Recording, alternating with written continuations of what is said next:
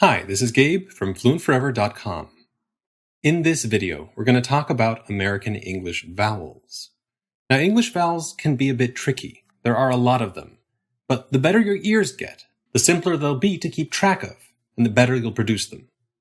My main goal here is for you to get familiar with the IPA symbols for these vowels, and to get a rough sense of how these sounds fit in your mouth. Now, with the consonants, I had the luxury of assuming that you already knew a good number of them. Most languages share a lot of the same consonants, but vowels overlap a bit less, in part because most languages use way more consonants than vowels. So for the sake of this discussion, I'm going to assume that you have an E sound, or something very close to it. Then I'm going to assume you have some kind of ah sound, with your tongue nearly flat at the bottom of your mouth, ah. And last, I'm going to assume that you have some kind of oo sound, with your tongue up and pulled towards the back of your mouth. For most of you, your native oo sound is also going to have your lips in a tight circle. We'll be talking a lot about tongue placement, so just to give you a rough sense of that, try this. Say E and ah. E, ah. You'll notice that your tongue starts up high, E, and then goes down to ah. So your tongue can go up and down. Now let's compare E and oo. The first thing you may notice is that your lips tend to round into a circle for oo, and they kind of spread out for E, oo. This idea of whether your lips are spread out, neutral, or rounded, this is called lip rounding, and it's a key feature for every vowel. There's another important difference between E and oo, and that has to do with your tongue position. Your tongue goes forward for E and pulls back for oo. E, oo. And with that out of the way, we can start talking about how to make new vowels. To do this, you basically need 4 bits of information. We just covered the first 3. How high is your tongue? That was the difference between E and ah. How far back is your tongue? That was one of the differences between E, which was forward, and oo, which was back. And how rounded are your lips? Again, E, unrounded, and oo, rounded.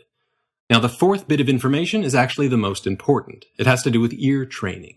You need to learn to hear each of the vowels in English and the differences between them in order to pronounce them accurately. You can know that, technically, E is higher up and further forward than, say, I. But if you can't hear the differences between beat and bit, then that information isn't going to help you all that much. The most effective tool for learning to hear these differences involves testing yourself using pairs of words like beat and bit, which you can do using my English pronunciation trainers linked below. The goal of this video is to introduce you to the sounds of the English vowels and to give you information about those first 3 bits of information. So, let's get started with English's unrounded vowels. These are all vowels that have a neutral or spread lip position. We'll begin with E as in feet. This one should be pretty familiar to most of you. Most languages do seem to have this vowel, which is about as high up and far forward of a tongue position that you can possibly do. E, feet. In IPA, this vowel is a lowercase I. Now, if you bring your tongue down from E, you'll get as in dead. E, dead. This vowel is about as far forward as you can go and has a height right in the middle of your mouth, somewhere in between E and ah. The IPA symbol for this vowel is a big curly E. Let's keep going further down, with your tongue still at the front of your mouth. If you come down just a little bit from you'll get as in fat. If you want to compare this vowel with you can use bet and bat.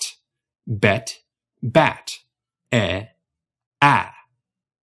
Now, let's go back up for a second, to a vowel in between E and If you're coming from a language like French, Italian, or German, then you're going to have a vowel in between E and You're going to have E, E.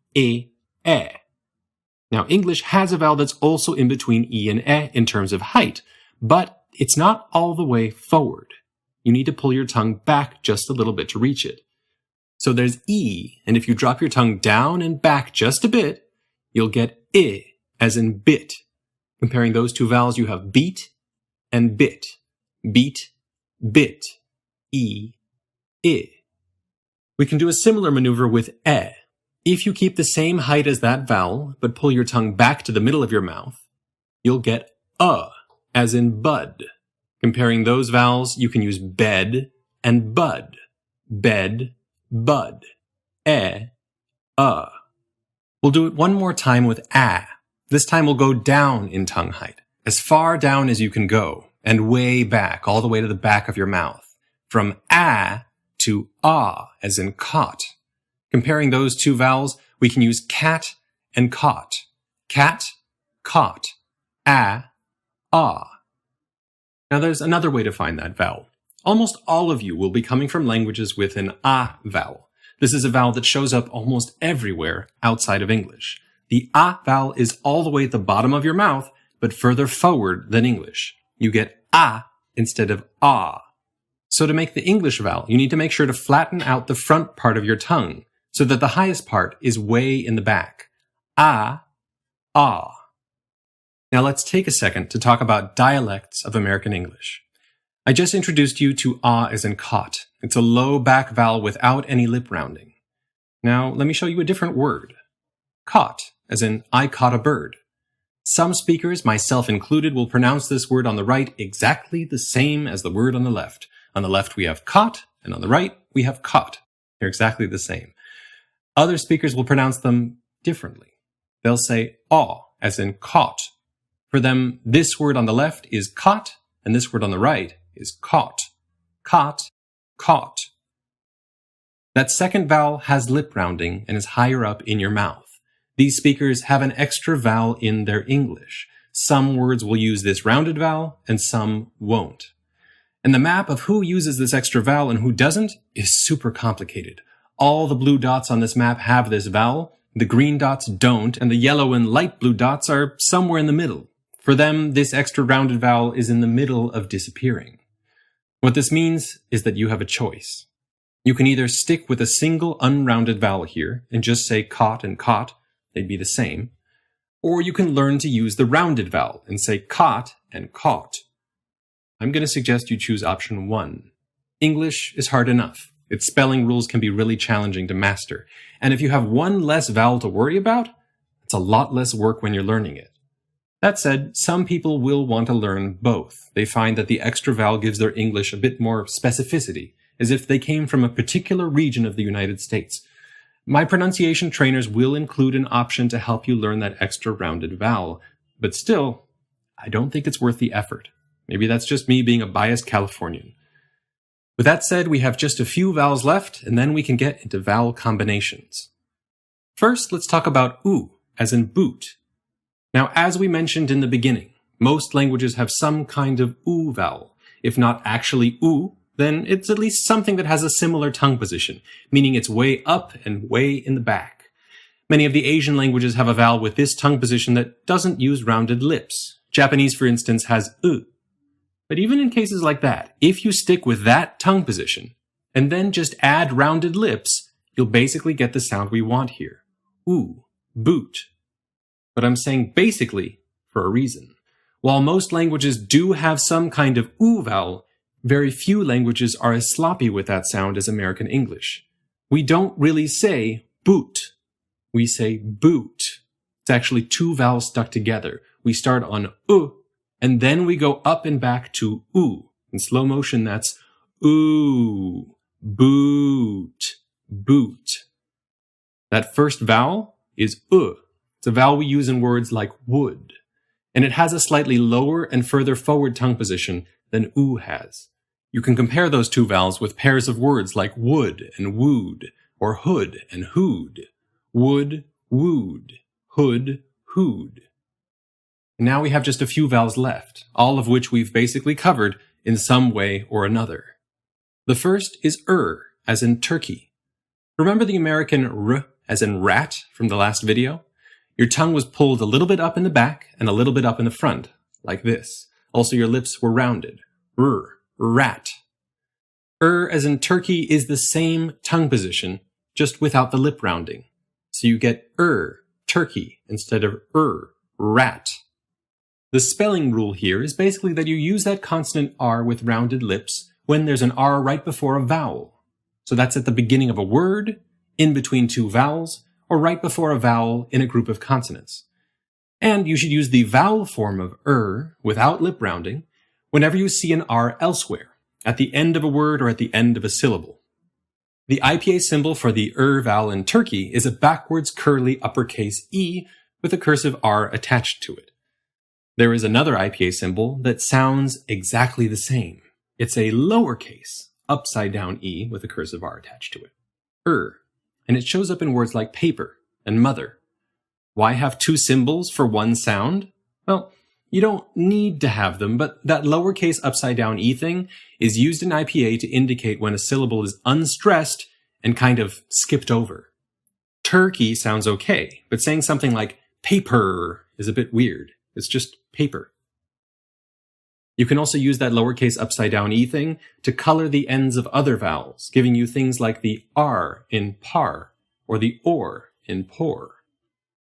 Also, if you remove the little cursive R thing from that symbol, then you get something known as a schwa vowel, which is pronounced as in about or a tree. It's effectively the exact same tongue position as we covered in as in bud, but again, it's unaccented. So you're not saying about or a tree, it's just about and a tree. And with that, we've covered all of these single vowels in English. We still have a bit more to do in that we need to cover combinations of two vowels, known as diphthongs. English has several of these, 2 that end in as in foot, and 3 that end in I as in bit. Ow, o, I, oi, a. The weird thing about these diphthongs is that they all start in fairly strange places. They don't actually start with any of the vowels we've already talked about. So we have 3 new tongue positions to discuss. Our first new tongue position is the starting vowel for ow, as in cow, and I, as in die. The tongue position is low as you can go, but it's not formed in the back of your mouth like our ah vowel from before. It's not ow or I, but rather ah, ow, I. Your tongue is all the way in the front of your mouth when you start, and then you glide up to or I. Ow, I. Also, a quick note. You see that little semicircle at the end of each diphthong? That symbol just means that the vowel at the end is short and not a new syllable. So it's not ka-u or die, but just cow and die. It's nearly the same story for a as in gate. The tongue position is higher up than e as in dead. It's not e, but rather a. It starts higher. A. Gate. So then there's one last new starting spot, and that's the starting spot for O as in note and oi as in boy. This is a rounded vowel that's made with your tongue all the way in the back of your mouth, but a bit further down from oo. So it's not buoy, but boy. You just let your tongue come down a bit more. Ooh, oi, boy. And with that, we're basically done. Some people will talk about more vowel combinations, 2 and 3 vowel combinations that end in like ire as in fire. But that's not really anything new. You just take a vowel or a vowel combination you already know and stick at the end.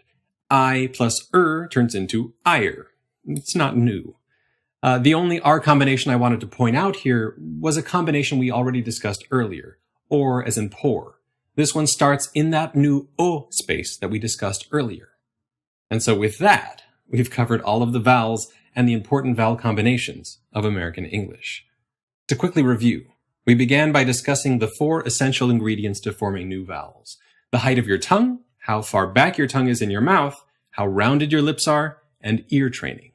Then we jumped into the unrounded English vowels. There was E as in feet, with a high front tongue position, E as in dead, with a slightly lower front tongue position, A as in fat, with an even lower front tongue position.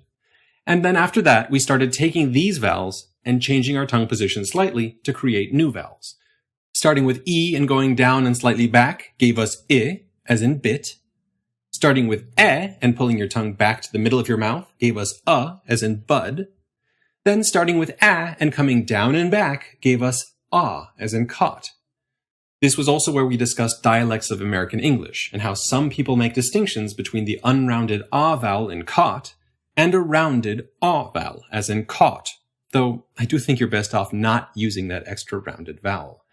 After that, we covered oo, as in boot. This was a combination of 2 vowels. The final one was oo, which was way up and in the back with rounded lips, oo, And that first vowel was further down and a little further forward. A vowel we use in words like wood.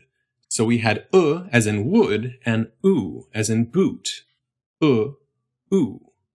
Our next vowel was as in turkey, which was basically just the same tongue position as the consonant r as in rat, just without rounded lips. And then there was an identical, just unstressed version of that same vowel, as in paper. There was also a similar looking unstressed version of as in about or a tree. After that, we covered 5 vowel combinations, or diphthongs. 2 that ended in as in foot, those were ow and o, and 3 that ended in I as in bit, I, oi, and a. The starting tongue position for ow as in cow and I as in die was a tongue position that was further forward than our vowel, I, ow. And then we covered a as in gate, which had a slightly higher tongue position than our vowel, a, gate. Then we covered the starting tongue position for o as in note and oi as in boy, a tongue position that was further down from our u vowel. Finally, we mentioned that you can make a whole bunch of additional vowel combinations by sticking after any of our other vowels or diphthongs, or after the o vowel from a few seconds ago, giving us examples like ire in fire, or as in pour. And with that, we've finished all of the sounds of American English. Next up, a small handful of spelling rules.